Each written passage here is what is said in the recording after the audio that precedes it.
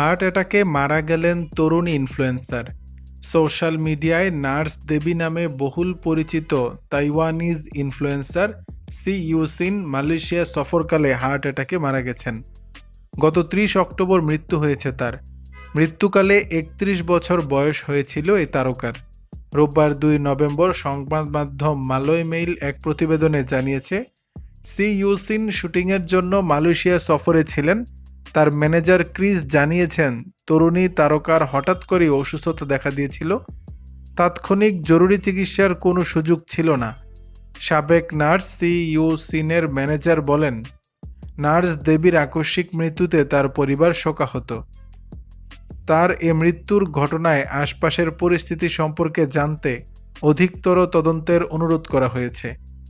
এছাড়া সোশ্যাল মিডিয়ায় ছড়িয়ে পড়া এই ইনফ্লুয়েন্সারের মাদক গ্রহণ সংক্রান্ত দাবির ব্যাপারে ম্যানেজার তা অস্বীকার করেছেন। তিনি বলেন, যা ছড়িয়েছে তা ভিত্তিহীন। পুলিশ প্রতিবেদনে এ ধরনের কোনো অভিযোগ অবশ্য উল্লেখ করা হয়নি। প্রসঙ্গত, সি ইউসিনের সোশ্যাল মিডিয়ায় 5 লাখেরও বেশি ফলোয়ার রয়েছে। আবার অনলি ফ্যান্স অ্যাকাউন্টও ছিল তার। তিনি স্বাস্থ্য সংক্রান্ত ভূমিকার জন্য নেটিজেনদের কাছে প্রশংসিত ছিলেন।